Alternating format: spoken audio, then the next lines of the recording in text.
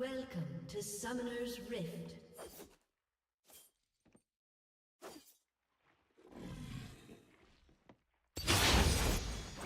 Seconds until minions spawn.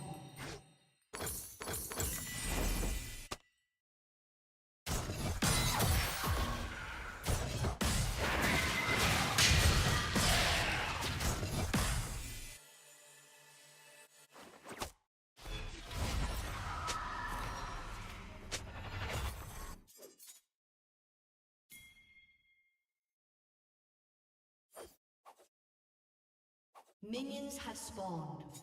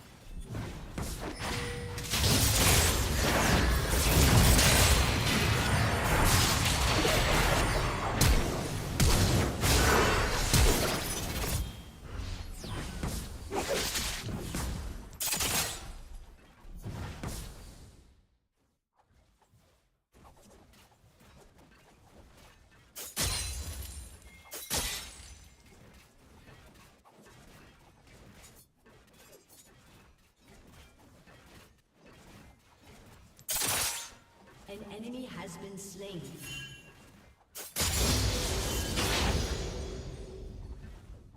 An enemy has been slain.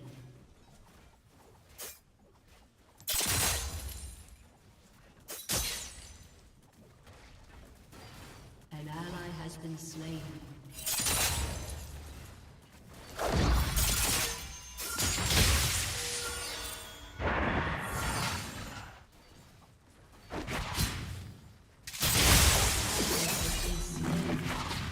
Enemy double kill.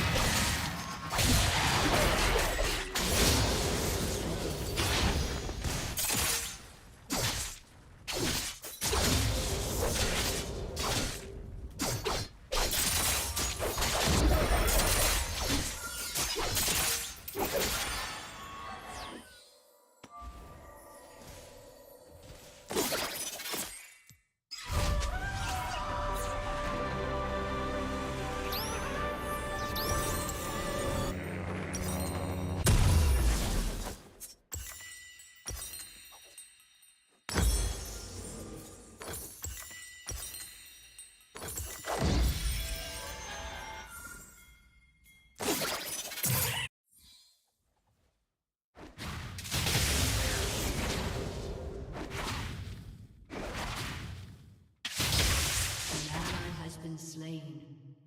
An enemy has been slain. An ally has been slain.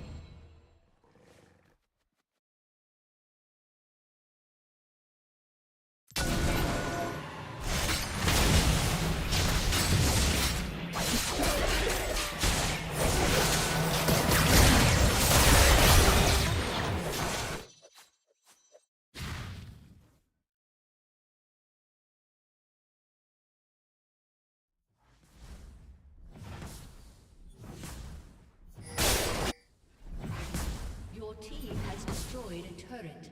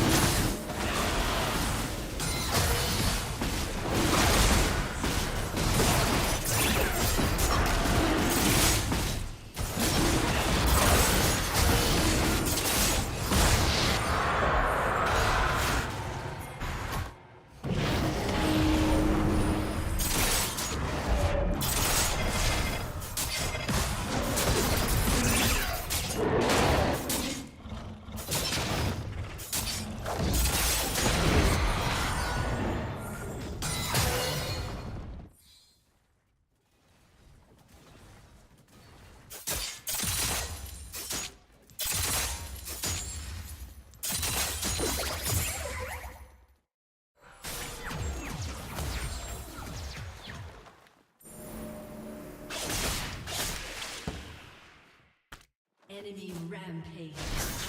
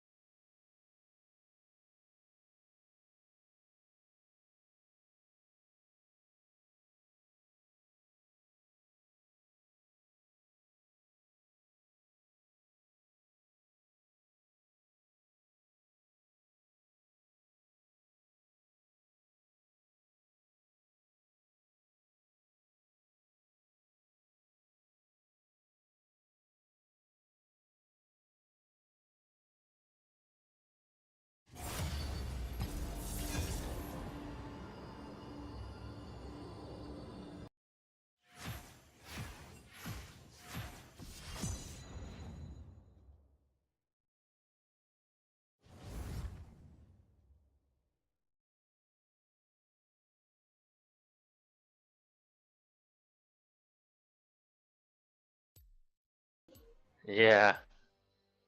He's drunk. I know. Probably stoned off his ass too. That's what's up. My man. Nah, yeah, my dad's like a big weed smoker, but he recently stopped because of his new job. But he just went through like a breakup or whatever you want to call it, and so now he's using again. Yeah. Just hope he doesn't get drug tested at work. Because he's a captain. It costs too much. No, seriously, no. His job actually does it. Oh, does Especially it? for captains. Because he drives the boat. Oh shit. Yep. Bless you. He's not sneezing, he's coughing. That's coughing. I smoked too much weed, dude. I can tell the difference. I can't. You can't because you haven't been around it your entire life. You're right. So did your cousin have a mic or not? Yeah, he does. Tell him to talk, or else he's a bot with that bot skin. He doesn't play Level Fortnite. 25, of course I'm bot. We're Hey, level I wanna get 100. against bots, We're though. level Yeah, I got a 150. battle royale. Kyle is 400, Hey. you know, level 400. So we are bots, even at 150. Nah, there's Actually- a difference between us and tryhards. Actually, I'm not at 150. I'm at 123. Whoa! You don't say, cussy. I do say. I did say. I'm liking my little tiny keyboard. Very small. You liking Fortnite, Kevin? He's loving it. Do all y'all's names start with a K? Well, in my family, it's Curdy, Kristen, Katie, Kyle, Cassie, and then his is Kevin. So it's just Kevin, ironically Derek. okay. Yeah, Dang. adopted K. Yep.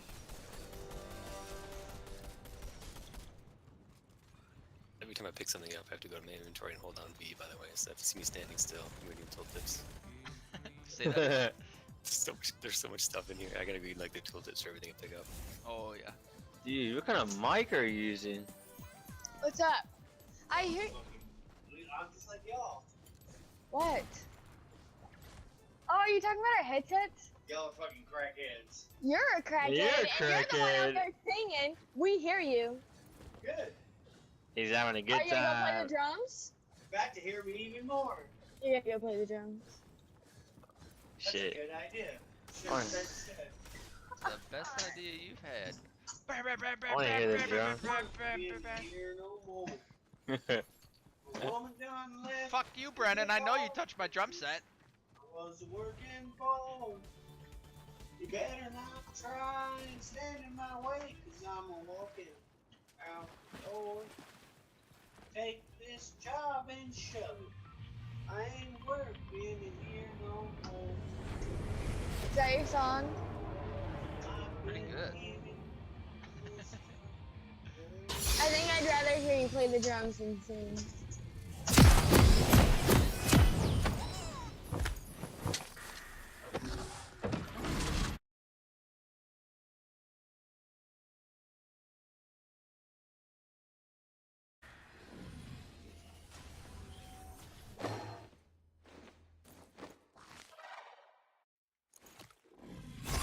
Welcome to Summoner's Rift.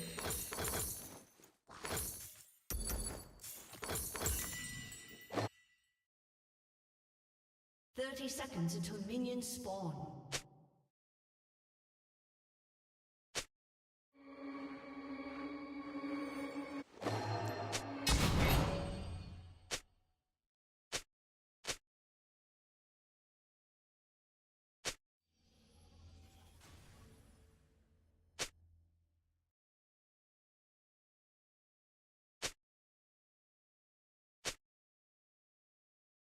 Minions have spawned.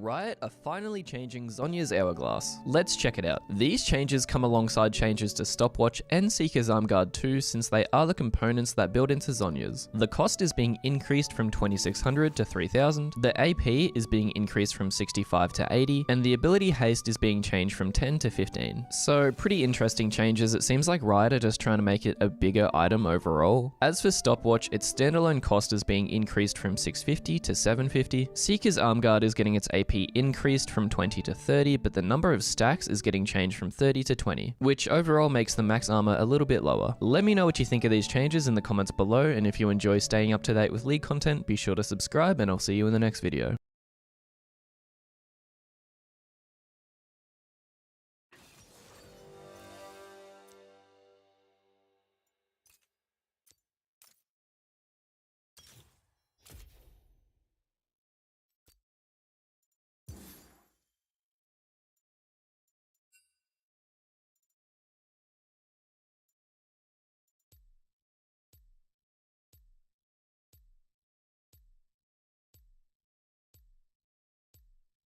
Riot are changing Guardian Angel. Let's check it out. These changes basically stem from the changes to Stopwatch's cost since it's being increased by 100 gold, so the cost of Guardian Angel is being increased accordingly. However, it is also getting a small stat buff to its AD. It does honestly feel like Zhonya's got a bigger buff, which is kind of weird because it's already the stronger item, so I think it's possible that we may see some more adjustments in the future. Also, Riot came out and stated that the armor nerf to Seeker's Arm Guard was actually a mistake and it's now been fixed on PBE. Let me know what you think of these changes in the comments below, and if you enjoy staying up to date with League content, be sure to subscribe, and I'll see you in the next video.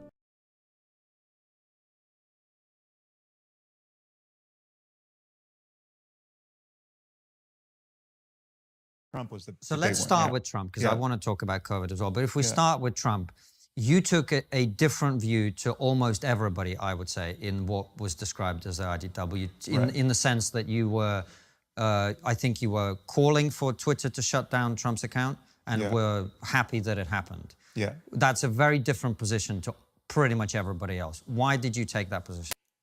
So when I look at Twitter, Twitter is a company that can decide to, I mean, as someone who has started, information-based companies at this point, I'm just thinking about what's the scenario under which I would want the government to force me to have Alex Jones on my podcast or to have Donald Trump on my podcast? Shouldn't I be able to have anyone I want on my podcast? Is it conceivable that my podcast could grow so big, or that that any other platform, I've considered creating a social media platform, right? If that could grow so big that suddenly the government would have an interest in forcing me to have people on it who, for whatever reason, I object to having on it. I mean, this is a way in which I'm more extreme than most people on the left. Like I do think at this point in history, you should be able to have a social media platform and exclude any specific group you want, and just say that's the way we do it, right? And if you don't like it, boycott us, right? So like I wouldn't have said this in 1964 when we have to pass the Civil Rights Act, but at this point, I think you should have the right to be an asshole who destroys your reputation and suffers the penalties in the marketplace of ideas, right? So I think if you want to just have a social media network for beautiful people, right, or people who are guys who are over 6'2" and blonde hair and blue eyes, right? I can't get on. You should feel free to raise money for that enterprise, launch it, and I'll laugh when it fails, right? So like that's now under some construal that kind of thing, is or should be illegal, if you're just a normal person on the left, but. I think at this moment in history it shouldn't be. But in any case, when I look at Twitter, I see a company that has terms of service which people like Alex Jones and Trump clearly violated. I mean, whether they in fact violated this terms of service as written, I think they violated any coherent terms of service that Twitter should have had, right? Like you shouldn't knowingly be able to turn your mob on a private citizen and ruin their lives through doxing, right? Which is what Jones and Trump were doing. They just again and again and again to people. Every time, I mean, Jones was doing it with the Sandy Hook parents, right? You literally have. But Sam, you're conflating two very different people. I mean, Alex Jones does not belong in this conversation. Yeah. I'm not interested in Alex Jones right now. But I would dispute that. I think Trump is essentially, we got Alex Jones as president of the United States. I don't think they're very different people. I think that it's the same phenomenon How so? in my world. because just the level of misinformation, disinformation, lying, the charlatanism, the conscious fraudulence of everything at scale, and the targeting of individuals with known consequences, right? Like Trump, every time Trump singles out a specific citizen and says, "Look at this jackass who's trying to whatever the claim would be," that is a human sacrifice. We know that person's life is just never the same again because he's turned tens of millions of morons on that person, and vicious morons on that. I mean, that's the core of the Trump phenomenon is now and has been for many years. I mean, really since the beginning, since he, certainly since he became the front runner, and certainly since he became elected in 2016. It's a personality cult. I mean, it has all the dynamics of a personality cult. These are not reasoning. Yes, there are a few calculated people like Peter Thiel on the margins who have some story as to why they would back him, right? But the core of the cult, which is all nested with QAnon and conspiracy thinking and the big lie, and it's like Trump can do no wrong, right? He's that is so. I mean, as a Venn diagram, it overlaps 80% with the Alex Jones phenomenon. So I see them as the same problem. I see these are, if they're not actually clinically, diagnosable as psychopaths, they're the next best thing. These are people who are so malignantly selfish and so careless with respect to the consequences of their actions in the lives of others that if you own a platform, or you're overseeing a public company that owns a platform, why should the government force you to keep these people on? Right? Like, you should be free to say, sorry, you're not on my watch. Are you going to be having these consequences? And with Trump, it was after January 6th. It was just, that's when it happened. I thought it happened a year too late. But January 6th finally convinced Dorsey he should kick Trump off. And if that's not going to convince you that at that point we had a sitting president who, for months and months and months, at least 6 or 8 months, certainly months prior to the November election, would not commit to a peaceful transfer of power. And then he did, certainly something, whether it was everything in his power or just a lot, he managed to see that we did not have a peaceful transfer of power, right? And then, so what's the mob going to do on January 7th and 8th and 9th, just leave Trump on the platform? I just thought it was a very simple decision to kick him off, and it totally analogous to the Alex Jones decision. Alex Jones is just less consequential, but there are Sandy Hook parents who have had to move 10 times since their kids were murdered. That's all on Alex Jones, right? And it's all conscious. It's all he could see the consequences of his actions in real time. It's not like he woke up after 5 years and thought, oh my God, I can't believe that it was totally inadvertent. I released a podcast, and then it had this totally unforeseeable consequence in the lives of these grieving parents. No, he monetized their misery with just a blizzard of lies. Yeah, Alex Jones is, for me, a different case. But I hear what you're saying. I think Trump is just... I hear what you say. In your mind, they're similar. He got the reputation washing of having successfully become president. He's Alex Jones.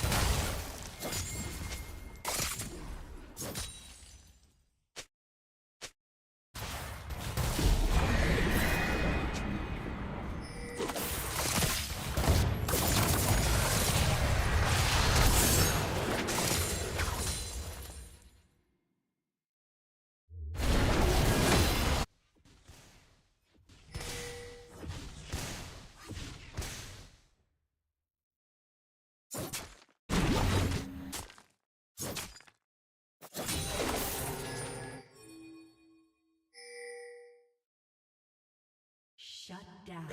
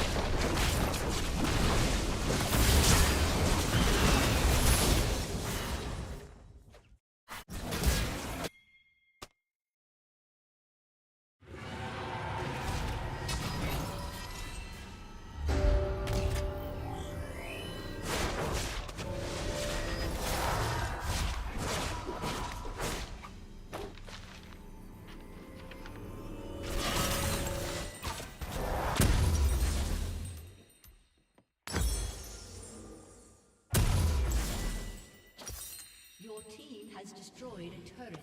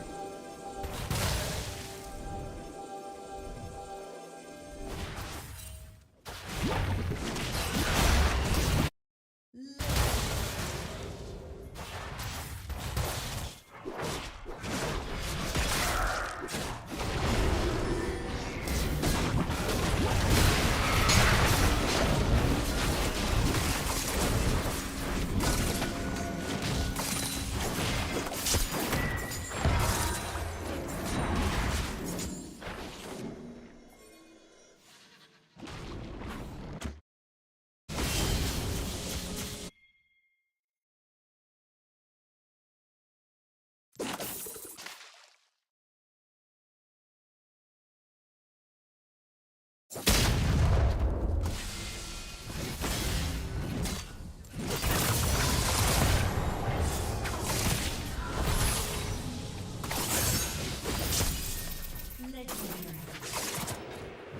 You have slain an enemy has been slain.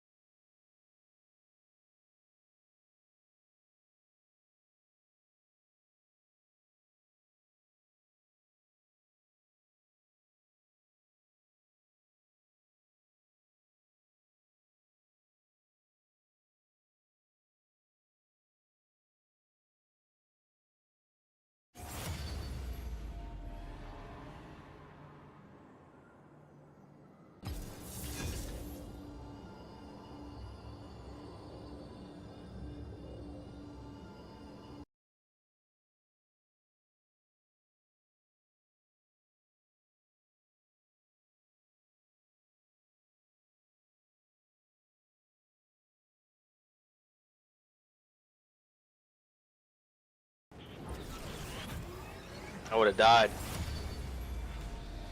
Dude, when you Nimbus Cloud over them, I don't know how they didn't hear you or see you. They didn't had no clue you were up That's there. what I'm saying. You just Dude. ninjaed them. They were flabbergasted. How do you not notice his teammate died? Right. His teammate's probably just like, you stupid motherfucker. Oh shit. You pulling up on me already? Oh, you dead?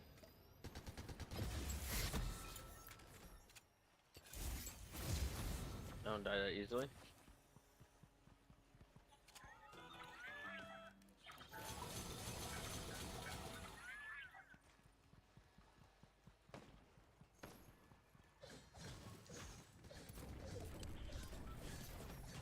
Said I don't die that easily. Who's next?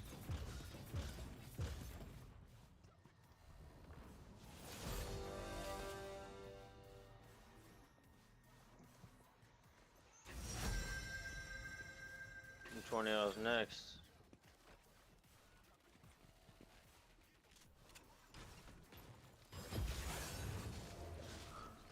They're dead. Teammate had no clue.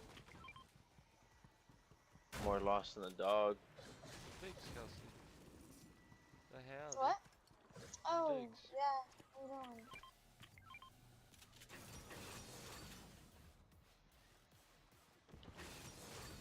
God dang! Surprise attack all of them.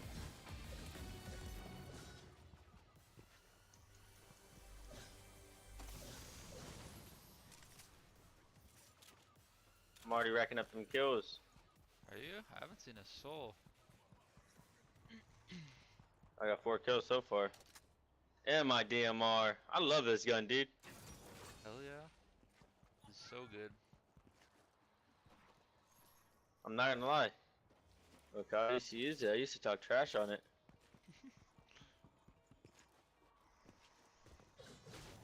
And also, I like this auto shotgun. Yup. Dude, this and the DMR, it's like a perfect loadout. People at Southwest. Pushing.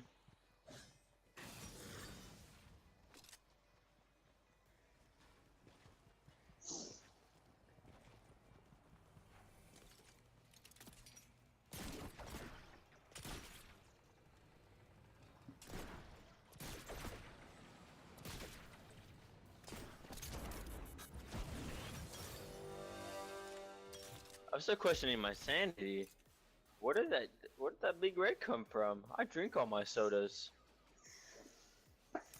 It ain't for me. I haven't drank any of them. I swear to God, Cardi. It's not pop. Oh yeah.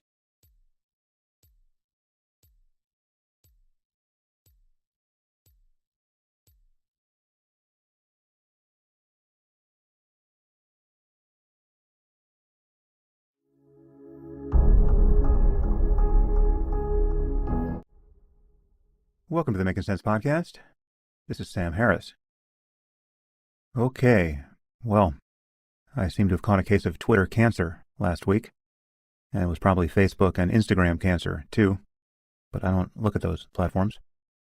Anyway, I was on someone else's podcast and said some things about Trump and Biden, and those statements produced a fair amount of outrage in a very large group of people. So I think there are a few points I should clarify. There's nothing of real substance to walk back, but the truth is I wasn't speaking very clearly or systematically on that podcast. And in one place I actually misspoke. And as a result, there seem to be a few significant misunderstandings that have gotten amplified. I tried to clarify a few of these points on Twitter, knowing that I would be doing little more than spit in the wind. But I still think it was probably good to attempt this, and to do it quickly, because several of the articles that got written about the episode noticed those tweets, and so they didn't spread precisely those same misunderstandings. Of course, some people noticed my effort to clarify things and rejected it. At moments like this, I'm always reminded of Nietzsche's aphorism, that when you force people to change their mind about you, they hold the effort you cost them very much against you. This really does seem to be true, and it's pretty maladaptive. We tend to want to hold people to the worst possible interpretation of what they said, even when it's belied by other things they said in context, and continue to say. This happens on both the right and the left, politically. And this is the problem with taking clips of audio or video out of context. Of course, any clip is, by definition, out of context. That's what a clip is. But many are chosen for the ways they seem to make a point very clearly, when the editor knows that the actual point being made is far more complicated, or even contradicted by something else the person says a few seconds or minutes before or after the chosen clip. For instance, many of you will remember that it became well established on the left that Trump referred to the white supremacists and neo-Nazis who rallied in Charlottesville as, quote, very fine people. There were very fine people on both sides. You remember that? That was something that Trump said in a clip from a press conference, where he was attempting to address the aftermath of those terrible events. Everyone from Biden on down insisted that he was talking about the neo-Nazis and other obvious racists as, quote, very fine people. And almost everyone on the left still insists that this was the case. But if you watch the press conference, you will see that he wasn't doing that. How can we know this? Because he says so. He literally says that he's not talking about the neo-Nazis and other racists.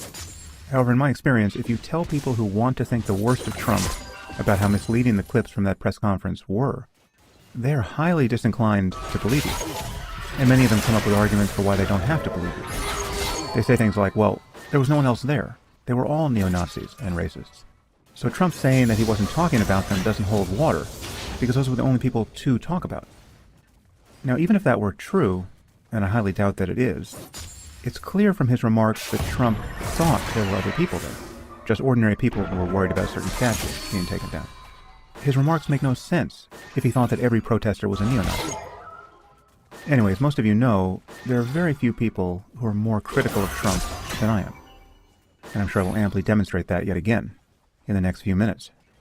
But I think it's important to be honest even when attacking someone you know to be a terrible human being. And relying on clips is a great way to be misled and to mislead others about what people actually think. And many people over in Trumpistan are now doing that to me.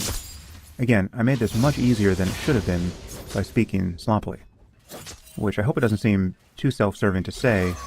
I don't do very much. Even when I say something that seems quite extreme, I tend to be fairly precise in how I say it. Consequently, I don't often find myself in the position of having to say that I misspoke. It's true that people sometimes misunderstand or deliberately misrepresent what I actually meant to say, but that's a different problem. Even when dealing with people's misunderstandings, or outright lies about what I've said, I'm rarely in a position of saying, sorry, there was actually a word there that was out of place and misleading. Now, unfortunately, in the present case, there really is an offending word. So I feel I need to offer some clarification, because I genuinely see the grounds for people's confusion based on that clip. And because many people are now accusing me of believing things I don't believe, and of supporting things I don't support, and of generally being a hypocrite. For instance, many people are saying that I used to be committed to truth and honesty. I wrote a whole book about how bad it is to tell lies, but now I'm in favor of lying, apparently, and censorship. And I'm actually open to destroying our democracy, too. And this is all bullshit. So apologies in advance if you find this boring. I actually find it an interesting experience to go through. Being engulfed by a tsunami of hatred definitely gets your attention. And you get to see who your friends are, and who is almost your friend, and who your former friends were always in the process of becoming. And you get to see otherwise smart and decent people deranged by rather sickening political and financial incentives. And you get to see the strengths and weaknesses of your own business model, and of your own place in the world, really. It's not an experience I recommend, exactly. If you can avoid being burned as a digital witch, I suggest you avoid it. But it really does have a silver lining, if you've played your cards right. First, I should probably play the clip that went viral, because this is what everyone is reacting to. The context was a 90-minute podcast, where I said many things that make this clip much easier to understand. However, as I said, I definitely created several problems for myself by bumbling around a bit, and genuinely misspeaking at one point. And the fact that I actually misspoke will be very easy to demonstrate, because the word I used really does contradict everything I said in the setup to the clip, and it's contradicted by what I begin to say in the very next sentence. But it's certainly my fault for using the wrong term. Before I deal with the clip, I want to emphasize again that I usually speak very precisely, even when I seem to be saying something extremely provocative. For instance, I've said on several occasions that I think Donald Trump is a worse person than Osama bin Laden. Now, the statement is obviously meant to get your attention. I get that it's surprising, but it's not meant to be hyperbolic. I can defend every word of a statement like that. What I can't defend are people's misunderstandings and erroneous extrapolations of a statement like that. Perhaps I should just clarify that statement again, because it actually goes a long way to explaining my view of Trump. Why I think he's such a terrible person, but not nearly as scary as some people think he is. And not nearly as scary as many people think I think he is. I think Osama bin Laden was a more or less normal human being, psychologically. He was just living in the grip of a dangerous and idiotic worldview. The moral structure he imagined he was living under, and wanted to impose on the rest of the world, given his beliefs, was despicable. So he created immense harm, and it's very good that we killed him. But within the framework of his odious beliefs, he demonstrated many virtues. He was a man who certainly seemed to be capable of real self-sacrifice, and he was committed to ideals beyond his narrow self-interest. He was, by all accounts, personally quite courageous.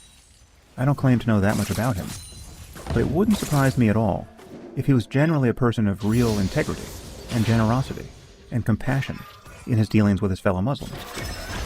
None of these things can be said about Donald Trump. Trump is, without question, one of the least honest and most malignantly selfish human beings I have ever come across. And the paradox here, it's not really a paradox, but it's what makes the point I'm making confusing to many people. The seeming paradox is that if Trump were a better person, he would be worse in many ways. If he were brave and self-sacrificing and idealistic, if he were capable of being strongly committed to something beyond his narrow self-interest, he would be capable of creating much greater harm in the world. But he's not. He is a child in a man's body. He lies as freely as he breathes, and just as compulsively. He can't even put the interests of his children above his own, much less commit himself to any ideal that requires real self-sacrifice. Unlike bin Laden, it is patently obvious that Trump isn't psychologically normal. He really is missing something that almost every other person on Earth has. He is an absolute black hole of self-regard. When I say that wherever you are on Earth, you could probably walk 1,000 miles in any direction and not meet a less admirable human being than Trump, I mean it in the terms I just described. The man is almost completely lacking in personal virtue. If he weren't funny, and I admit he can be funny, he might actually be the least admirable person on Earth. Now, some of this is just my opinion, of course, but much of it isn't. Okay, to say that Trump lies incessantly, and with a velocity almost never encountered anywhere else in human life, is a fact. It is demonstrable. It is nearly self-evident, and has been for decades. It is as true and uncontroversial as saying that he's around 6 feet 2 inches tall. I realize that when I say this sort of thing, it sounds like an expression of personal hatred and of my own political partisanship. But it is neither of those things. I don't hate Trump. I hate the fact of him. I hate the space he occupies in our world. I hate what he has done to our politics. Yes, I know his ascendance politically is a symptom of many underlying problems, but he has also exacerbated those problems massively. Trump isn't the answer to wokeness and leftist hysteria, because he has done more than anyone to produce that hysteria. If you want to see how crazy the left can get, just elect Trump for a second term in 2024. We have a real problem of populist irrationality and misinformation and tribal lunacy on both the left and the right. Trump has made that problem astronomically worse on both the left and the right. It's not about hating the man. I hate the phenomenon. I didn't hate Trump when he was just a charlatan on The Apprentice. I ignored him. And my criticism of Trump isn't remotely partisan. It isn't even political. Because what I have to say about Trump, I wouldn't say about any other Republican. And many Republicans with whom I disagree about politics share my view of him. I probably agree with most of Trump's politics, in fact. Do I think we should have a secure border? Absolutely. Do I think we should be harder on China? Yes. Do I think that much of the left is in the grip of an insane moral panic? I do. Do I think the phrase defund the police is one of the stupidest ever uttered? Of course. Do I recognize that globalization has produced many casualties in our society? Yes. Am I in favor of onshoring much of our supply chain and energy infrastructure? Yes, I am. Am I appropriately humbled by our misadventures in Afghanistan and Iraq, and now skeptical of our ability to do anything like nation building? Absolutely. All of this significantly overlaps with Trump's policies and with the political concerns of his supporters. I may be an elitist, globalist, Jew asshole, as many of Trump's supporters now allege, but not only don't I denigrate many of their political concerns, I share them. My real opposition to Trump, beyond all the flaws of his character, which again I consider to be so far beyond the norm, that I just cannot believe we even have to think about this man. But the thing that makes him truly irredeemable, and should have made him politically radioactive for Republicans for the rest of his life, is that as a sitting president of the United States, he would not commit to a peaceful transfer of power. He declined to do this repeatedly, many months in advance of the election. I believe this is the most shocking thing to have happened politically in my lifetime. And of course, Trump's lack of commitment to the most basic principle of our democracy laid the groundwork for his big lie about having really won the 2020 election, and for the violence on January 6th. This single fact, among the thousands of other facts that should have disqualified Trump for the presidency, this fact alone should make Trump impossible to defend, much less support, at this point. And the fact that the Republican Party has found a way to ignore this truth, as though it were some tiny detail, is proof that it has become a cult of personality. This is the real Trump derangement syndrome, to be defending the indefensible. What we are witnessing now among Republicans is not normal politics. So when I describe Trump as an existential threat to our democracy, I'm thinking about things like the willingness to abide by the results of an election and the peaceful transfer of power, the very norms that safeguard our democracy. One thing that Trump taught us is that we rely on norms in so many ways, and in some ways even more than laws. It's quite possible that all of what Trump did to corrupt and destabilize our institutions was legal. It remains to be seen whether he's committed any crimes at all. It's legal to just ask the Russians on television to hack the emails of your political opponent. And there's no price to pay when they actually do that very thing. It's apparently legal to campaign on the promise that you'll lock up your political opponent when you win. And it seems legal to openly lie about having won an election that you actually lost. And to encourage a mob to gather in Washington to, quote, stop the steal. And when they begin storming the Capitol and calling for the murder of your vice president in order to stop the steal, it may be legal to just sit on your hands when you're the only person on earth who can do anything to stop the violence, just to see if things somehow play out in your favor. There don't appear to be laws to defend our democracy against this sort of thing. It's just that we've tended to expect that our politicians won't behave in these ways. And normal politicians, or even just decent human beings, won't. For better or worse, the integrity of our democracy depends on hundreds of norms like these not being violated on a daily basis. But when I say that Trump is an existential threat to our democracy, I don't mean that he is Orange Hitler. Again, Trump is a narrowly selfish con man. He doesn't appear to think big at all. If he wants anything, it appears to be only fame and money. He seems content to do things like rack up millions of dollars in fees at his hotels and golf courses and apartment buildings by doing things like oblige the Secret Service to stay there. We all use the word grifter now with alarming frequency. Trump is the ultimate grifter, but he's not ideological. He seems to believe in nothing beyond the next opportunity to do something venal and selfish. So he is not Hitler. And this brings me to another confusing thing about the clip you're about to hear. I use the analogy of an asteroid hurtling toward Earth. This was not meant to indicate how bad I think Trump is. It was meant to indicate that the significance that the podcast hosts were attaching to the term conspiracy was misplaced. Anyway, you'll hear how potentially misleading this is. Okay, so now for the clip. Here's the necessary context. As I said on Twitter, I was talking about the ethics of ignoring the story about Hunter Biden's laptop until after the election. I won't play other clips from the interview, but suffice it to say that I made it absolutely clear that I found the decision to ignore this story a very hard call, ethically and journalistically. I stated quite clearly that I could argue both sides of the issue, and that my mind wasn't made up. It still isn't made up. And I admitted that it was corrosive for journalistic institutions like the New York Times to appear to show obvious political bias in this way, when everyone knows they would never have ignored a Donald Trump Jr. laptop story. And I said that for me it really was close to a coin toss. I could go either way on this. In the clip you're about to hear, I said that ignoring the laptop story, and even suppressing the New York Post's Twitter account when they ran it, was, quote, totally warranted. What I clearly meant to say was totally justifiable. It's the difference between justified and justifiable. In the very next sentence, I begin to say, for the second time in the interview, that it really is a coin toss for me, which makes no sense when set against the word warranted. This is where I truly misspoke. This single word.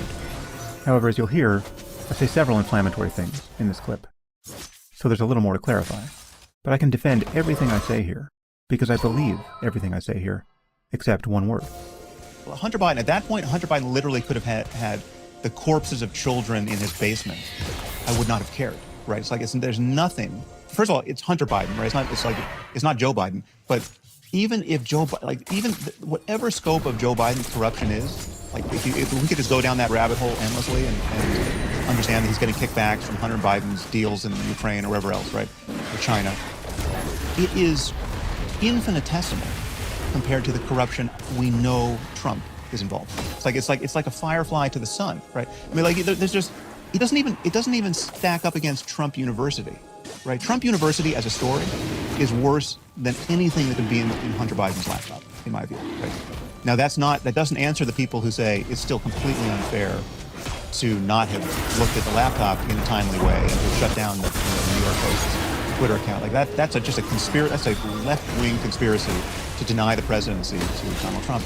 Absolutely, it was. Absolutely, right? But I think it was warranted, right? And again, it's a coin toss as to whether or not Sam, I'm sorry. that particular piece. I'm really sorry. I was the one that said we should move on, but you've just Go said something I really struggle with there, which is the kids in the basement. No, the kids in the basement. I'm interested in democracy.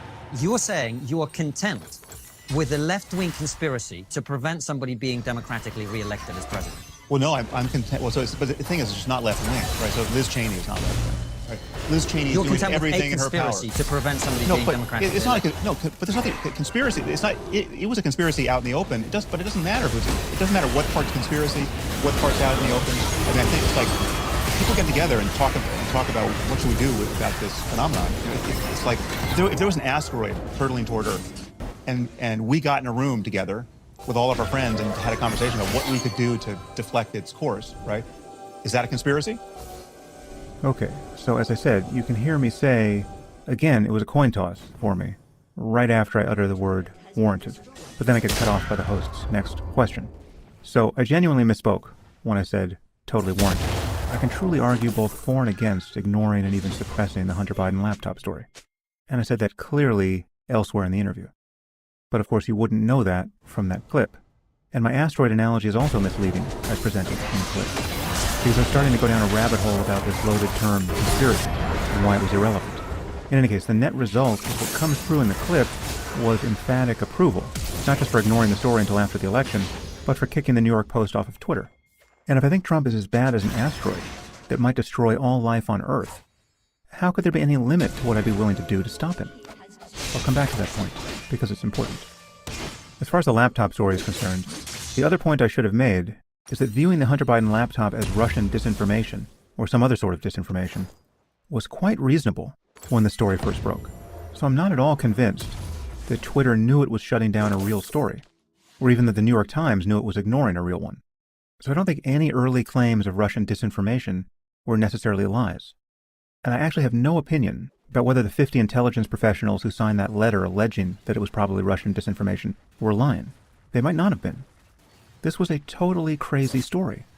A laptop from hell just gets abandoned in a computer store and then winds up with who? Rudy Giuliani? My claim is that given what happened in 2016 with Anthony Weiner's laptop, 10 days before the election, it is totally understandable that smart, well-intentioned people were inclined to avert their eyes from the Hunter Biden story until after the election, as I was. From my point of view, it was totally rational at that point not to care what was on Hunter Biden's laptop. And the truth is, I still don't care, given that Trump is looming over the 2024 election. Given the choice we had in 2020, given how much we know about both Trump and Biden, stretching back decades, there is absolutely nothing that could be on that laptop that is relevant to me. And I'll explain why in a moment. And this will also be true in 2024 if Trump runs again. Now, as I said, I was not speaking especially systematically or well in that podcast. And many things got condensed and entangled in my remarks about the Hunter Biden laptop story. For instance, there's obviously a distinction between the New York Times deciding to ignore the story and Twitter deciding to suppress the New York Post story about it. I think I'm more comfortable with the former than the latter. And there's a distinction between these two things and having 50 ex-intelligence professionals sign a letter declaring that it was Russian disinformation. I didn't differentiate any of those things in my remarks, and the truth is I feel somewhat differently about them. There are several other things that are misleading about that clip. Most people appear to be conflating what I'm recommending there with something illegal, like actual election fraud, or some other way of subverting democracy. In fact, even the podcast hosts appear to have misunderstood me on that point. I say a few things to emphasize the difference, but it doesn't really clear the air. Ignoring the Hunter Biden story, or even suppressing it, again, I'm still not entirely sure what I think about that. But neither of those actions entail breaking the law. They don't even entail lying. This is just pure editorial judgment, especially if you think the story stands a chance of being Russian disinformation. This is not breaking the First Amendment. It's not destroying democracy in order to save it. It isn't any of the things that hysterical defenders of Trump are now alleging. And I should say, it's simply amazing to hear people who are carrying water for the biggest liars, probably in history, shrieking about the primacy of truth and journalistic integrity in a right-wing echo chamber that has ignored and suppressed real facts and real stories for decades. You're telling me that you think Fox News and Breitbart and AM Talk Radio and the One America News Network don't ignore stories they find politically inconvenient? This is where you get your news, and you're pretending to be worried about media bias? And as for engaging in so-called censorship, what do you think is happening when Wikipedia locks down a page for a time, or erases the edits made by some QAnon lunatic? Is that censorship? Is it breach of the First Amendment? Is it the end of democracy? Should everyone get to say whatever they want on every platform? No. Every legitimate platform requires some form of moderation. Otherwise, every platform would become like 4chan, an absolute cesspool.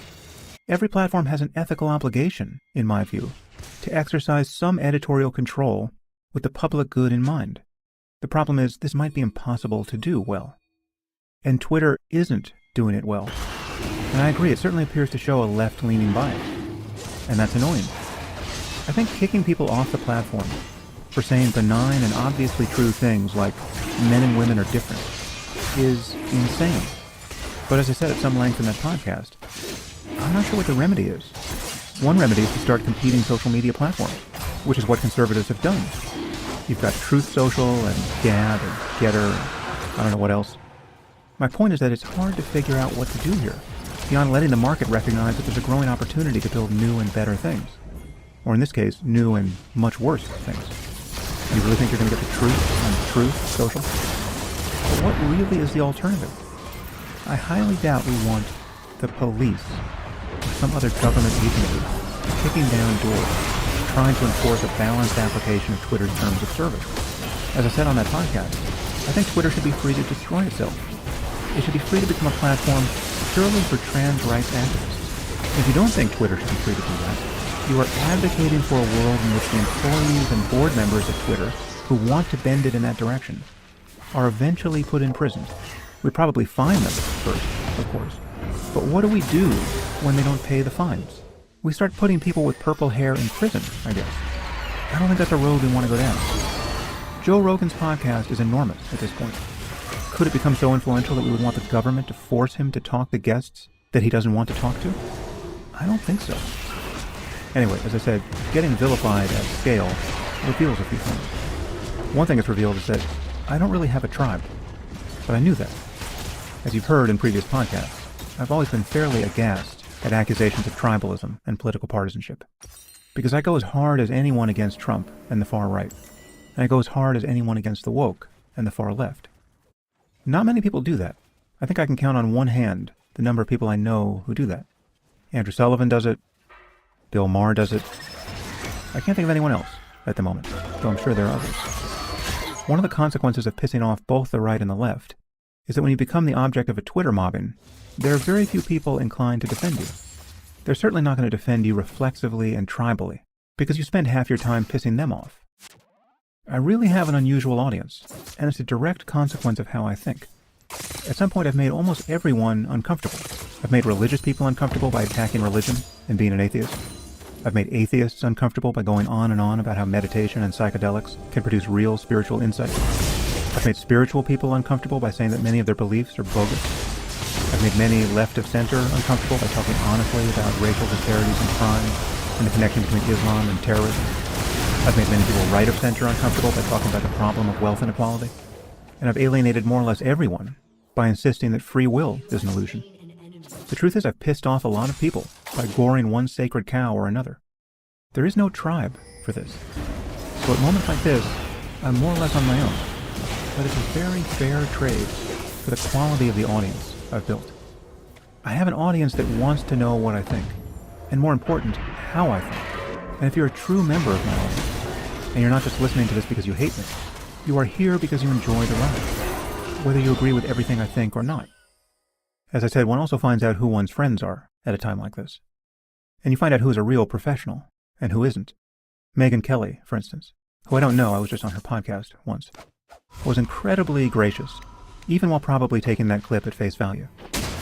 She clearly was walking the line in front of a largely right-wing audience, with co-hosts who thought the worst of me, but she managed to do it without screwing me over. I'm sure she and I disagree about many, many things, but I truly admire how she handled herself there. I can't say the same for many other people. The strangest response is from people who think that my efforts to clarify my points on Twitter, and they will probably take the same view of what I'm doing here, amount to my walking things back and apologizing in response to a backlash. Many of these people seem to believe that I destroyed my career by inadvertently blurting out what I really think, and now I'm just trying to do damage control. None of these people understand me, or my audience, or my business, frankly. Here's the only thing I wrote on Twitter in response to the clip. There's a podcast clip circulating that seems to be confusing many people about my views on Trump, which is understandable because I wasn't speaking very clearly. So for what it's worth, here's what I was trying to say. I was essentially arguing for a principle of self-defense, where there's a continuum of proportionate force that is appropriate and necessary to use.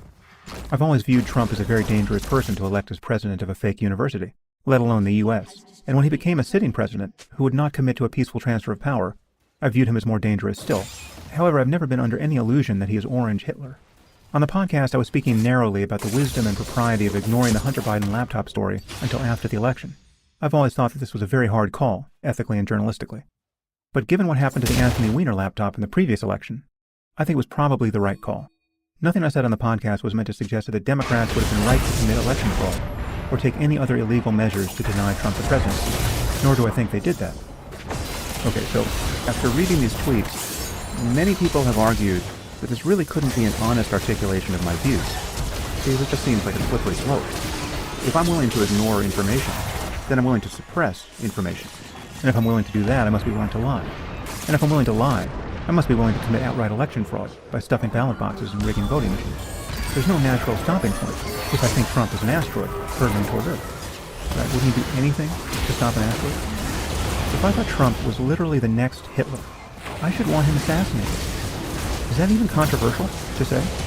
Is there anyone who doesn't wish that one of the plots against Hitler had succeeded? Unless you're a Nazi, or just crazy, you too wish that Hitler had been assassinated. And as I said, I think our killing of Osama bin Laden was totally justified. But I don't think Trump is Hitler, or anything like him. I think he's a person like Alex Jones, and I said that on that podcast. It's like we elected Alex Jones president. I think he's a person like L. Ron Hubbard, without Hubbard's astounding typing ability. Making Trump president was a disaster for our country. But it was not the same sort of disaster that started World War II and sent millions of people to death camps. What would I expect if Trump got elected again in 2024? The further unraveling of America's stature in the world. A further descent into the chaos of conspiracy thinking and lies here at home. Our further derangement, politically, on more or less every topic. Irrational fury and demagoguery and blasphemy tests on both the right and the left. More grifting and humiliating norm violations from Trump and his family. Massive opportunity costs on more or less every front, because while all that's going on, we're going to be very distracted from every other important thing. I think all of this will be terrible for America and for the world. Above all, I think setting the precedent that you can lie about everything and shatter the most basic norms of our democracy and still get reelected to the presidency could lead us further down the path of democratic decline. And yes, if reelected, I would also expect Trump to enact some rational and pragmatic policies that I also just happen to agree with. So this is not at all the same as electing a highly competent, evil person with a grand plan to remake the world. I mean, actually, the insurrection on January 6th is perfectly Trump. This is exactly the kind of coup you would expect to be associated with the man. Not really a coup at all. There's no question he was trying to disrupt the certification of the election. He was trying to bully Pence and Congress by sending that mob to the Capitol. But when they breached the Capitol, what happened? They just wander around in their costumes, smearing shit on the walls and taking selfies and stealing mementos from Nancy Pelosi's office. This is Trump. Actually, the real essence of Trump was that he figured out how to raise hundreds of millions of dollars from his supporters amid all this chaos. He monetized the absolute degradation of our institutions. That's Trump. So there's no problem with a slippery slope. Everything we do or don't do can be proportionate to the moment. And I certainly think it was rational to hope in 2020 that merely trying to force good information to win over bad information would be sufficient to keep Trump from the presidency. And I maintain that hope for 2024. Nothing in that space is illegal, and nothing entails lying. And I can say honestly that I can see how people could easily justify ignoring a story that emerged as an October surprise because they know there's not enough time to get to the bottom of it. It is rational to ignore the story until after the election. And I can support the right of tech companies to be biased, because I can't see how we can force them to not be biased without damaging more important things in our society. And I can honestly say that this was a hard call, really in the territory of a coin toss. But if pressed, I would probably side with those who ignored the story, because that's what I in fact did, right? I didn't talk about the story on this podcast. There's another point that many people on the right reacted negatively to in that clip. That's when I said that there's no possible scandal involving kickbacks from China or Ukraine to Biden that could outweigh Trump's corruption. How can I say such a thing? Okay, well, obviously I'm not saying that it would be a good thing if Biden were corrupt in this way.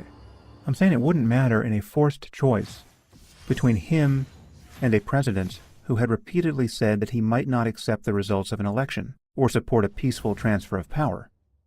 But there's this underlying question. Why do I know that Biden couldn't be nearly as corrupt as Trump without examining the contents of his son's laptop?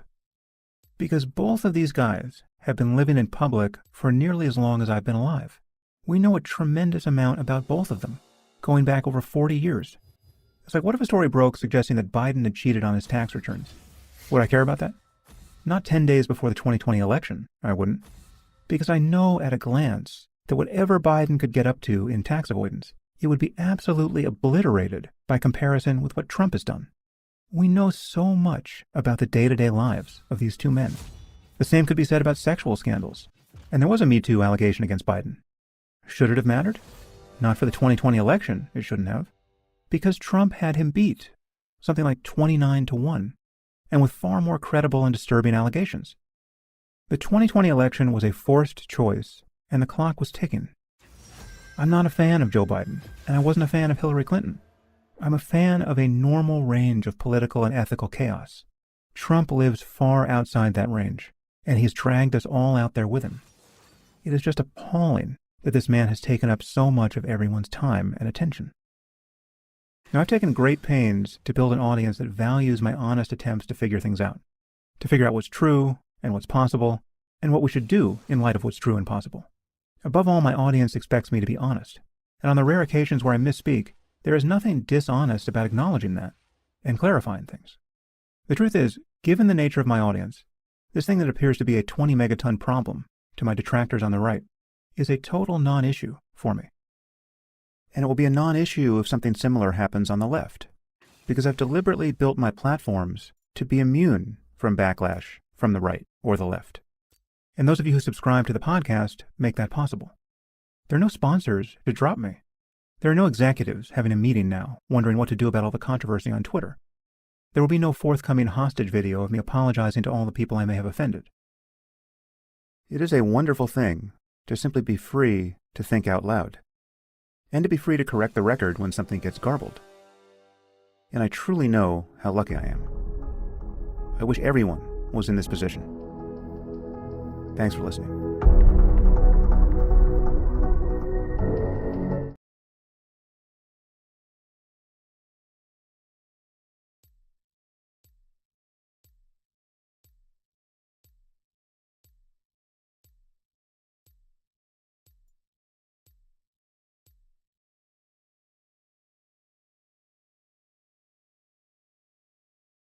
Hey everybody, what up? So, in this video, how do you eat an elephant?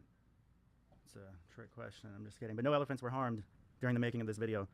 But it is a phrase that I've heard several times, like, you eat an elephant one bite at a time. And it doesn't matter, I don't think, what it is in life that you're dealing with. When I look at it from a coding perspective, it literally is taking, what looks to be a really, really complicated case, and you break it down into just basic pieces of logic, classes, methods, properties, all the primitive values that we deal with in programming, booleans, integers, floats. I mean, the concepts are relatively simple on paper, and that's something that threw me through a loop when I was starting with Perl. There was like a Perl by example book, and I was just like kind of reading through and flipping through. I'm like, oh, these little concepts. This is an array, and this is a hash array. And but then, like, when I put the book down and I tried to go apply it, like, I realized like I wasn't retaining any of it. So I've always said it's about like repetition, building projects. How do you become an architect? You do it one bite at a time, one project at a time. You run into a lot of different circumstances and scenarios, and eventually you become better and better at what you do with more experience, and that's why we get paid a lot of money in this field. It took a lot of trial and effort, I think, for any advanced programmer or anybody that's been able to hang in this industry for 10 plus years. It's a tremendous effort. So that's why the coding boot camps don't work after 3 months. Yeah, you can grasp some basic concepts, but when you go to apply that day to day, it actually doesn't work. But it's not even just about code. Taking things one thing at a time or one day at a time. I mean, you do that to solve almost any problem, right? Even if you're putting on your pants, it's one leg at a time, unless you're hopping around and doing something weird like that. But yeah, how do you play a guitar? How do you learn how to code? How do you do your day-to-day responsibilities? I mean, you could look at the overall scenario and get completely overwhelmed with everything that's involved, or you could take it one day at a time, one step at a time, and not put all that extra pressure on yourself. So if you're learning how to code, or you're deling with life circumstances, if you're trying to quit addictions or whatever it might be, you're just changing behavioral patterns and build better habits. I think you have to, number one, be forgiving of yourself. I mean, if there was definitely times throughout my career in programming that I felt like I should be further along than I was, and there were other times that I thought I was further along, and the more I learned, the more I realized what I don't know. So if you would have talked to me 2 years into my career, I would have told you that I was like some sort of good programmer and that I had all this knowledge, and it just simply wasn't true. It was just simply ignorance and what I don't know. But you could beat yourself up over it, or you can simply don't get overwhelmed and take things one step at a time, like I said. So if you're making progress and you're building projects, I think eventually you're going to see things come together. Even this YouTube channel, for instance, it's not like I went out and bought a $700 mic or whatever, mic setup, and planned everything out. Like, I didn't. I started with one video at a time and one concept, and then eventually I started doing other things, and I got different webcams and software, and I learned how to do video editing, and none of it was, I guess what I'm trying to say is, it wasn't like I could have looked at the overall scenario like, oh, I want to have a channel with hundreds of thousands of subscribers, but if you put that type of pressure on yourself, it's probably not going to work. It just, you're going to get overwhelmed. And with coding, things do get overwhelming from time to time. So the best thing, I think, is to simply give yourself reasonable breaks and to not get overwhelmed. Know that what seems easy for other people is not going to be easy for you. What seems difficult now won't always be difficult. And again, you eat an elephant one bite at a time, so that's all you can do, whether it's a complicated code base or a complicated life problem. That's all you can do.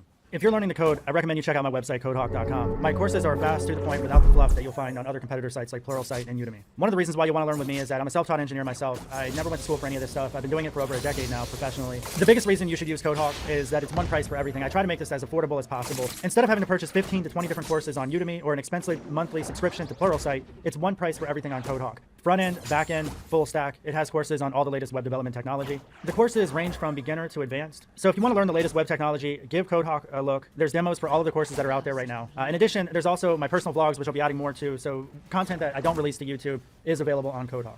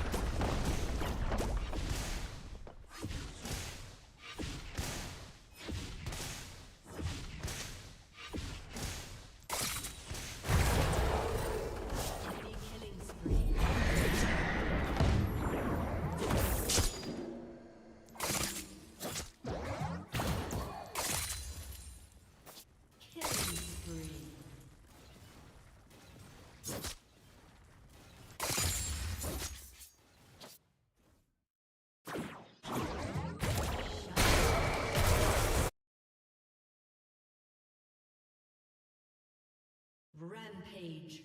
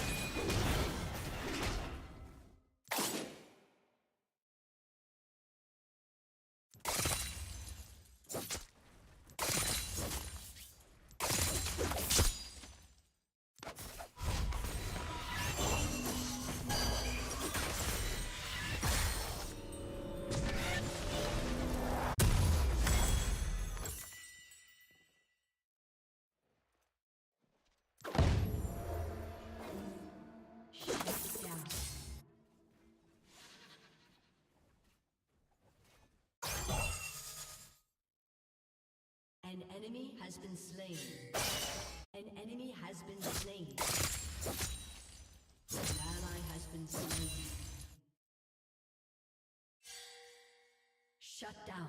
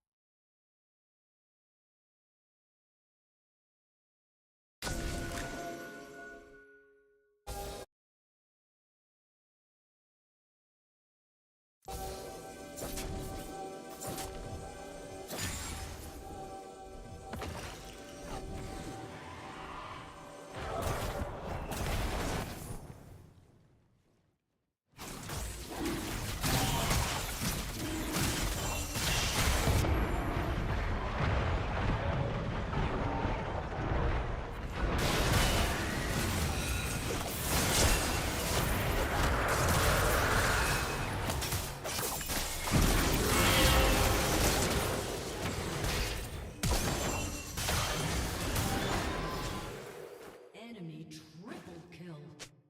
Aced. An ally has been slain.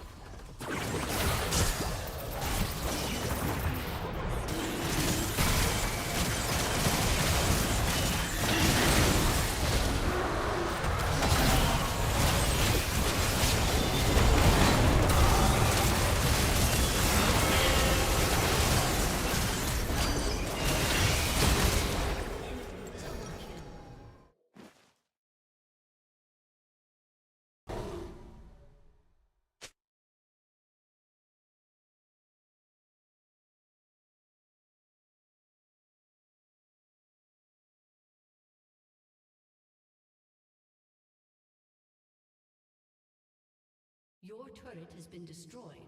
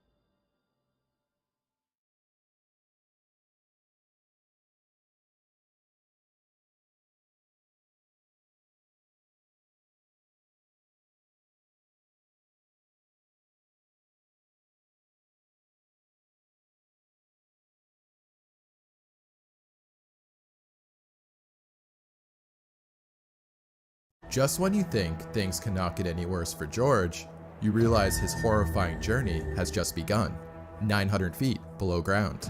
This is the terrifying true account of George Linnane's trip to Aganfundu Cave. Year-old George Linnane. 38-year-old George Linnane is a company director from Bristol, England. He describes himself on social media as many different things, such as engineer, scuba diver, caver, and hot sauce enthusiast. He is also a popular DJ that performed at London venues. George, the son of a naval officer, was brought up in Fareham near Portsmouth, England. He has a girlfriend named Julie, and they have been together for 12 years. He began caving in 2014 when they went on a holiday to Mexico and went scuba diving in a cenote, or underwater cave. George has logged over 60 dives, and he fell in love with the sport and wanted to be a cave diver and drive caver as well. In recent years, he has accomplished trips in many of Britain's longest and hardest caves, and has also become a qualified cave diver, a process requiring many years of intense training. His friends describe him as a hard-as-nails caver with considerable experience. In the caving community, he is known for his extensive skills and exploration. One of George's caving colleagues says he is very experienced and is known in the caving world for being a reliable guy that doesn't take risks while caving. One of the things that George loves most about caving is camaraderie and the sense of community. He says caving creates kind of a real tight-knit bond between cavers. He has chosen to sign up as a volunteer for the South and Mid Wales Cave Rescue Team. At heart, he is a caver and a diver. This is what he does, and this is what makes him happy. Steve Thomas of the South and Mid Wales Cave Rescue Team denies that exploring caves is a reckless pastime. Caving is widely considered a dangerous hobby, and when asked why exactly he does this, due to the obvious risks involved, he says it's one of the most difficult questions that cavers get asked, and he's not sure that he will ever really learn how to answer it. Caving is by no means an adrenaline sport. If you treat it like one, you will not last long. Most people who think of caving first think of claustrophobia and the miserable stuff that is hard to do, but cavers have a reason to do what they do. It is necessary to get through all the unpleasant things in caving to get to the grand prize, which are things you cannot experience on the surface. There are many massive rooms, beautiful passages, and a whole new planet in the depths of a cave. People cave for the same reason people scuba dive or want to go to the moon. Going caving makes you fit and alert, something that is part of human physiology. Aganfundu is a cave under a hillside in an area surrounding the upper Swansea Valley in South Wales. Aganfundu, which translates as Cave of the Black Spring, is about 902 feet at its deepest point, which is 3 times the height of Big Ben and the length of at least 31 miles. It is one of Britain's longest caves. This cave system was discovered by the South Wales Caving Club in 1946. This system is famous for its intricate maze-like structure and its impressive mainstream passage. The walls are jet black with deep water. Once inside, it feels like you have entered a secret underground world. The passages and chambers of Aganfundu weave a tortuous path beneath the east side of the Taw Valley. I also want to mention that this cave is in the Brecon Beacons in Wales. The stream passage cuts through black limestone, producing waterfalls, rapids, deep potholes, and scalloped walls. The entire route is described as classic, during which cavers will see everything from huge chambers, beautiful formations, to chasms and thundering river passages. The first 1,000 feet are wide and tall, dispelling the myth that caving means something wriggling through tight spaces. And if you venture further, you will pass some breathtaking and wonderful sights. At the heart of the cave lies the Streamway, an underground, fast-flowing stream that is sometimes very hard to navigate. The Streamway and other parts of the cave are prone to flooding, and in any event, a journey down is long, cold, and wet, so you need to be prepared for that. It can quickly cause your death if you do not know what you are doing. Accidents can and do happen in caves. A boulder can stay in place for 10,000 years, and one day it will move when you least expect it. You can walk across a section and have it collapse at the exact moment you are going across. Cave systems are like time capsules. Some areas haven't changed since the time of the Romans. You see parts that look as if they're going away at any minute, but haven't shifted in years. When they do move, they can be violent. If you run into bad luck deep down in a cave, it can be your last adventure. On November 6, 2021, George and his 2 friends, Mark Berkey, 52, a rope access technician from the Midlands, and Melissa Bell, 34, a charity development manager from Stratford, headed on a trip to the deep cave system, Aganfundu. The trip would take 6 hours from the time they entered the cave until the time they left. The group had planned to meet up afterward with George's partner Julie at the South Wales Caving Club headquarters for a fireworks display. The goal of this trip was to explore the Upper Smithy, a rarely visited part of Aganfundu Day. They made their way into the cave and worked their way down the narrow passages to an opening. The cave was very wet and slippery. It had been raining recently and the water was dripping from the ceiling of the cave. They worked their way down the cave and decided to turn back after a few hours of exploring. They started to make their way back to the surface, but before they were able to, they had to cross the floor of the upper smithy. This is the part of the exit of the cave that was most dangerous, and the friends were very aware that they needed to pay full attention to not have anything go wrong here. George's friends went first and were able to get across without any issues. Mark looked back at George and told him that he could pass now. George started to step out on what seemed like a solid floor and started to make his way across. He was already halfway across when he started to realize the floor was little more than a collection of rocks wedged together above a chasm. He started to freak out. He realized that he was in a horrible position. He could feel beads of sweat starting to pour down his face. His body was about to go into shock, but he knew he had to make it across. With no warning, the rock floor beneath him suddenly gave way and he plunged into the void below. It was instantaneous. He could hear the noise of the boulders moving, his legs flailing around, and his arms trying to grab onto anything, but he was in midair. And then it all went black because as he landed, more rocks fell on top of him and knocked him out. At this point, George was 900 feet below ground. This was a total nightmare and an absolute worst case scenario. George just fell 30 feet below. He slowly regained consciousness as his friend Mark climbed down to help him. George woke up and realized he was injured and could not move. Mark asked George if he knew where he was and what just happened. There was a lot of blood coming from George's face, and he had soft tissue damage.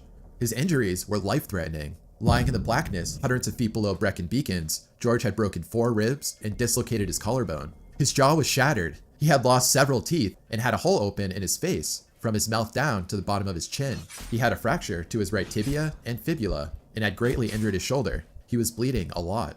George didn't know it at the time, but he had lacerated his spleen, which, if left untreated, he could easily bleed to death. He needed urgent help, yet to get him out of the passageways of the underground maze, he would have to get through an underground river that was very dangerous. He was screaming at the top of his lungs in pain. It was a horrible experience. After assessing George, Mark knew that he needed to get rescuers immediately, so he left the cave by himself while Melissa stayed to keep George company and tried to keep him awake. At this point, George wanted to fight to survive, but he was losing a lot of blood, which made it hard for him to have any energy and to keep his eyes open. The only light that they had was Melissa's headlamp. She was fearful that if she moved, she would dislodge some of the boulders and they might fall down and crush George, perhaps killing him. She felt incredibly helpless in this situation. There wasn't a lot she could do because George was in such bad shape, all they could do was wait for rescuers. She couldn't see George as she was trying to conserve her headlamp batteries, but she could hear that he was definitely in pain. And George was in an incredible amount of pain, but he was tough, which is something his friends knew would help him if the rescue team was actually able to make it down there in time. George wasn't quite sure, however, and he didn't know how long he was going to live at this point. Every single breath was a challenge. It was a tremendous struggle just to stay awake, because he knew that if he closed his eyes, he might not ever open them again. At times, he would just accept that he would probably die in the cave, and then just as quickly, he would snap out of it and start fighting again. The pain was coming in waves. He could feel his teeth were missing, and his mouth was filled with blood.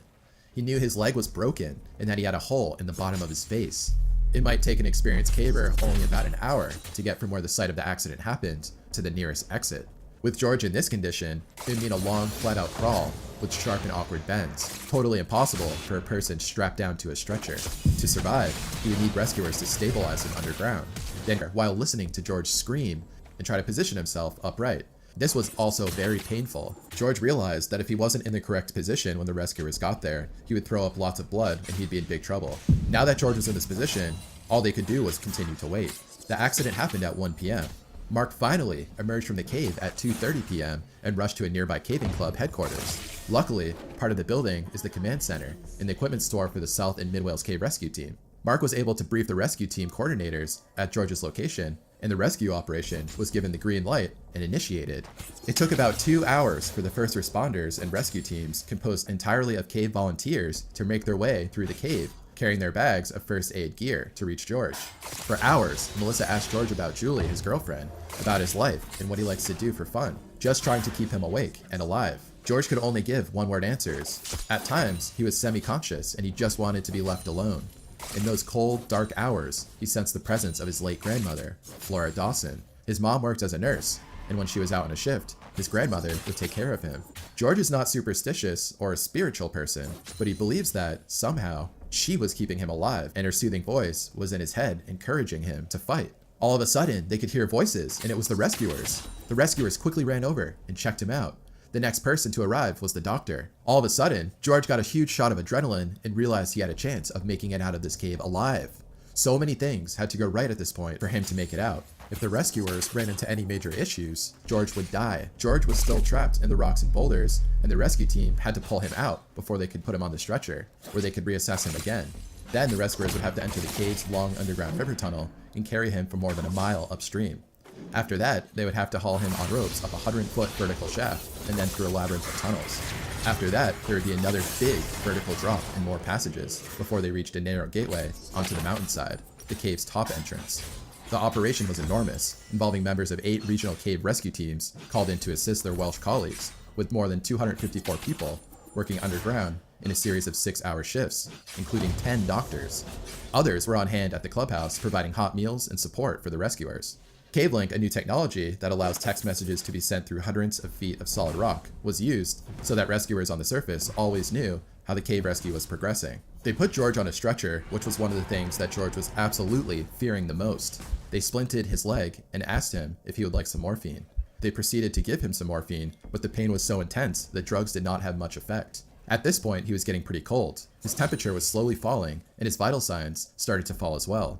He was in horrible shape. His pulse shot up from 70 to 140, and he felt he couldn't breathe. They started to give him more oxygen, and he slowly improved. His body was finally getting what it needed.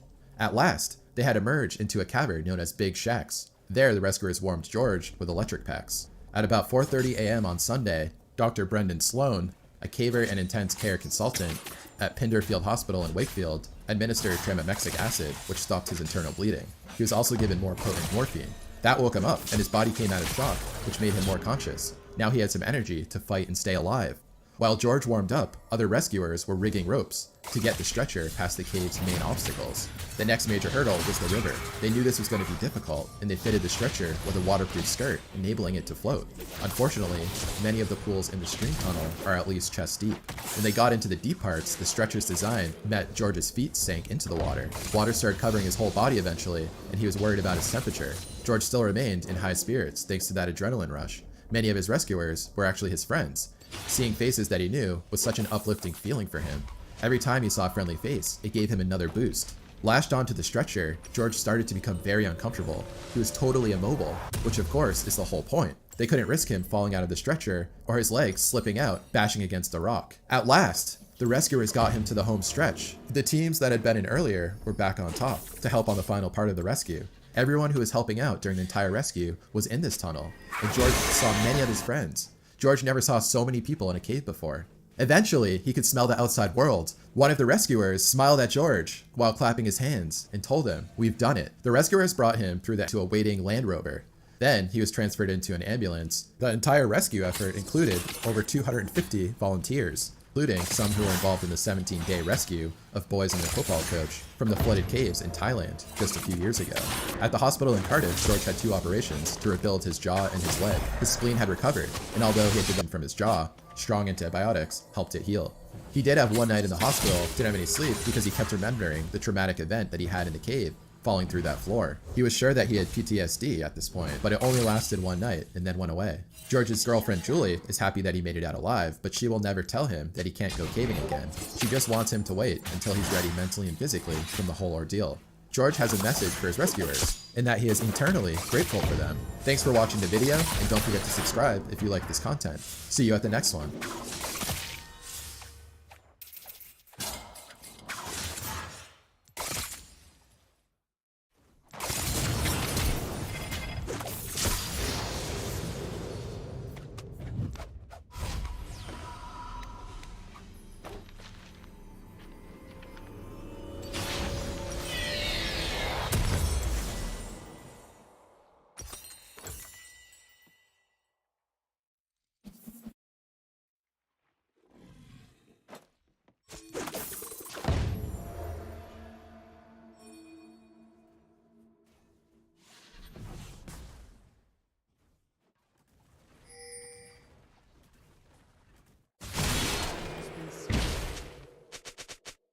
Rampage.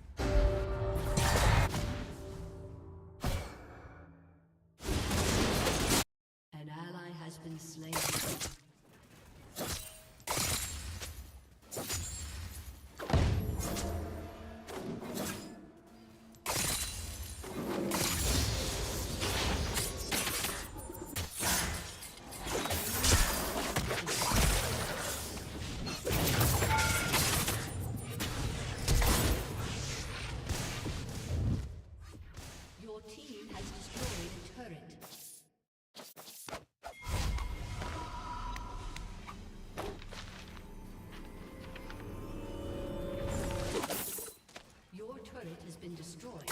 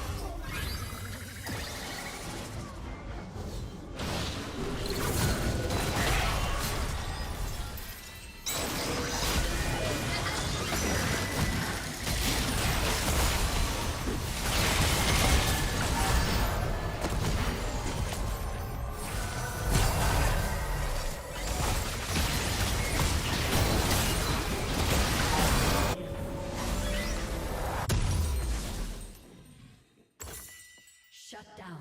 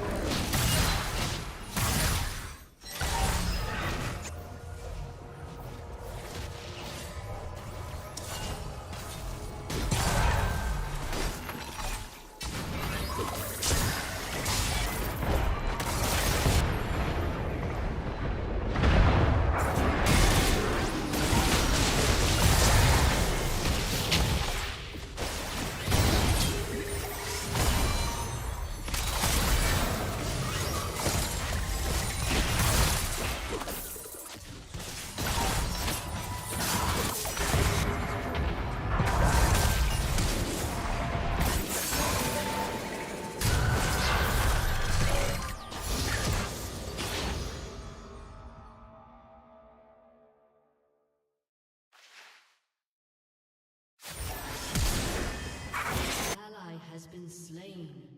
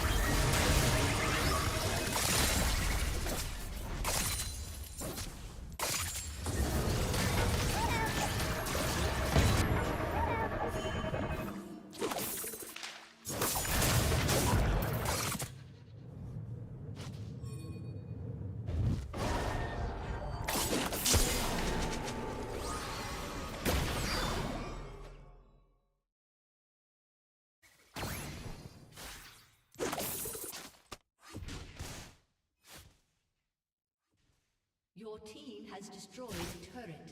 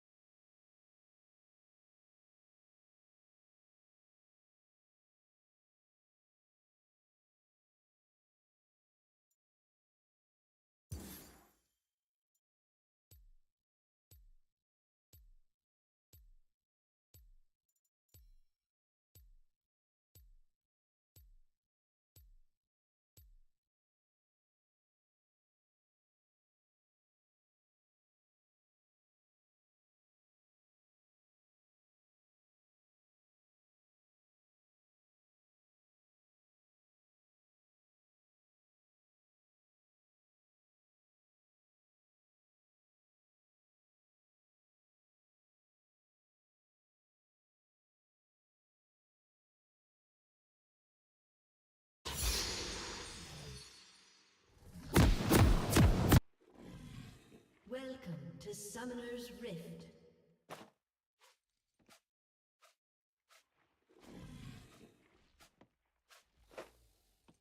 Seconds until minions spawn.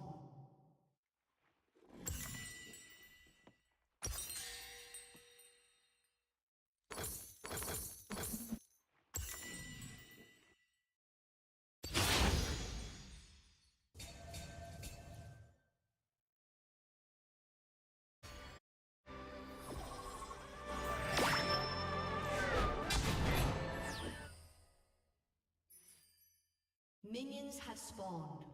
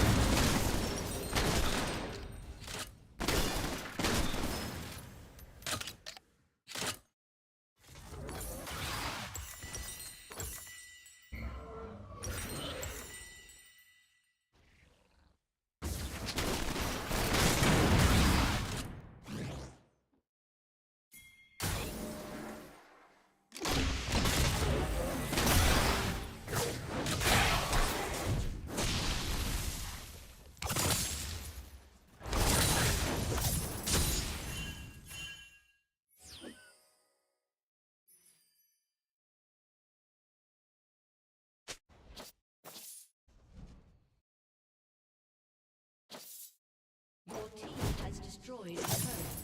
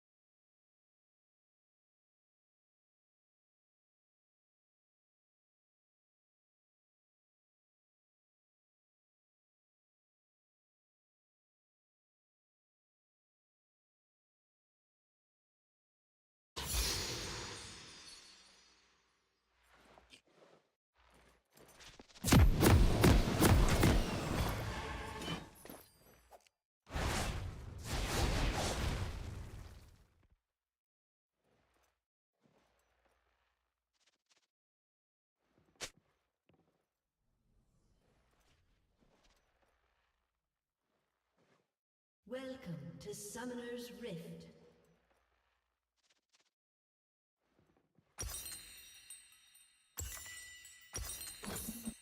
Seconds until minions spawn.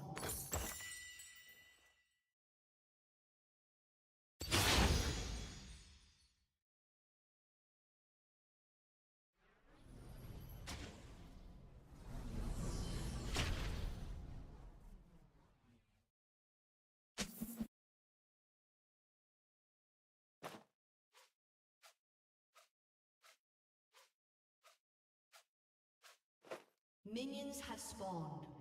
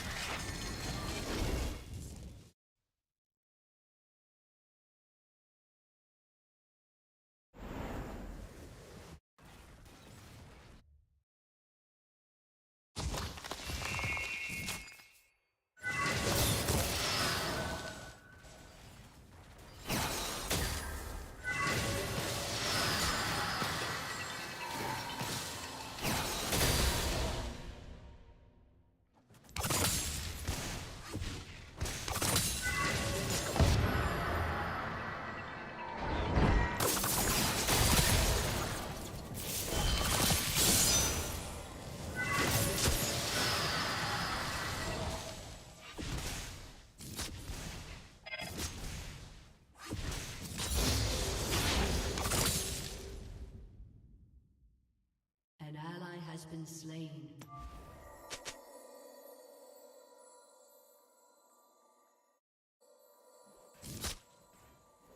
An enemy has been slain.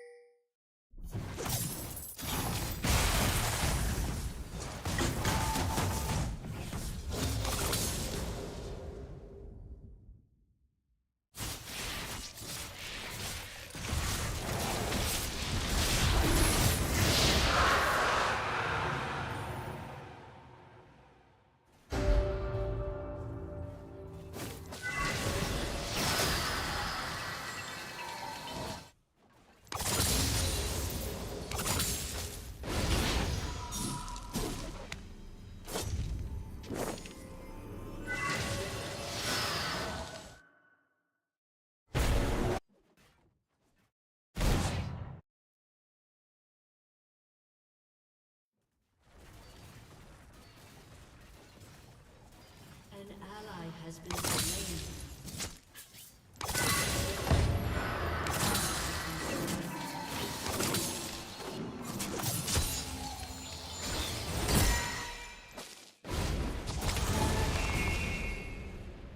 Shut down.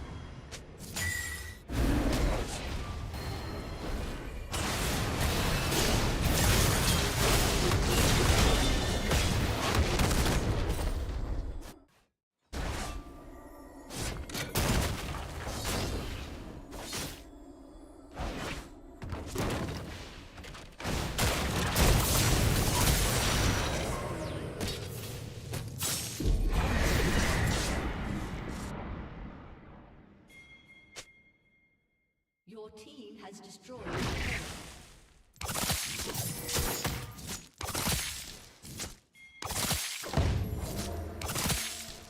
Executed.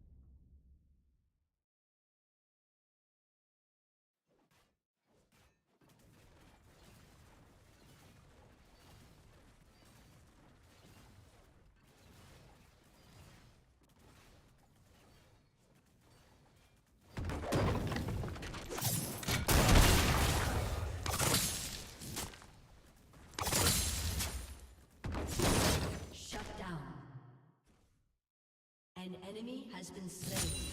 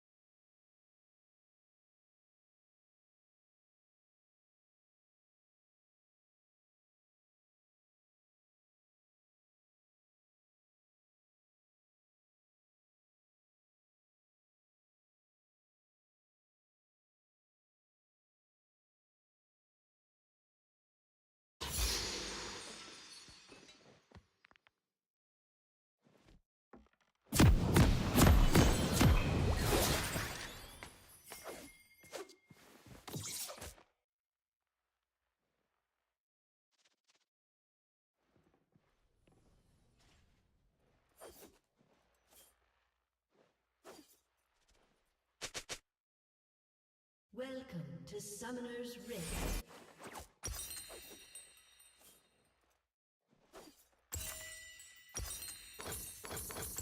Seconds until minions spawn.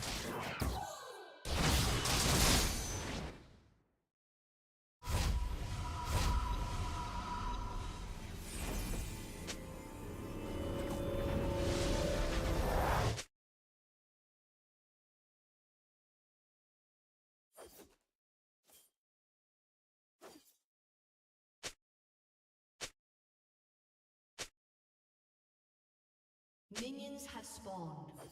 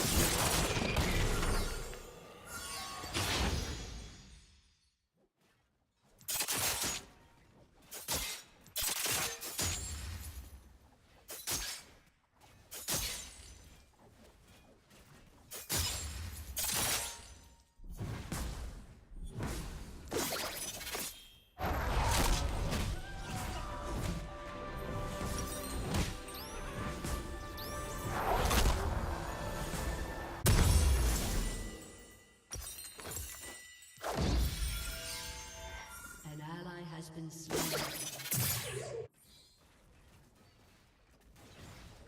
An enemy has been slain. Double kill.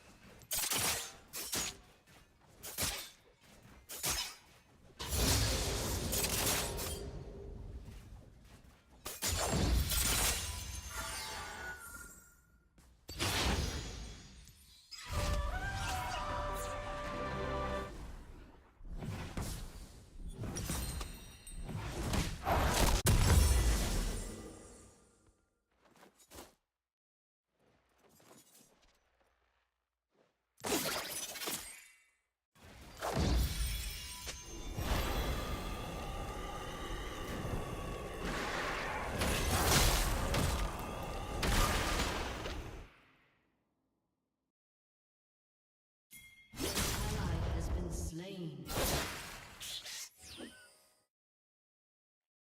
Shut down.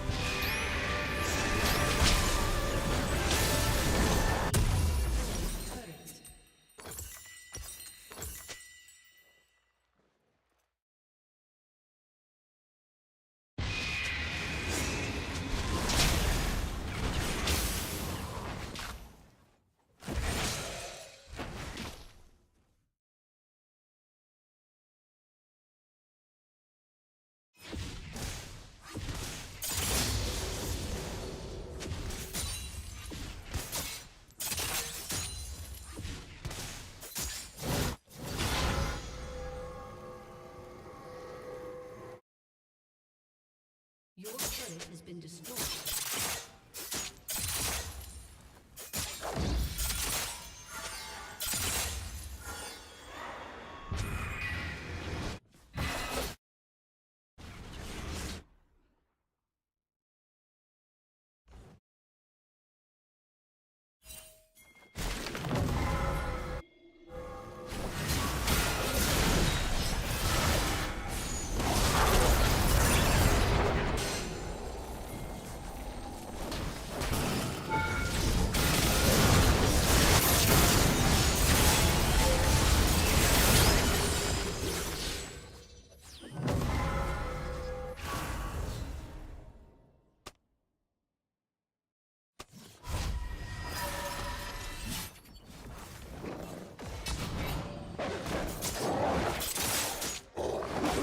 An ally has been slain.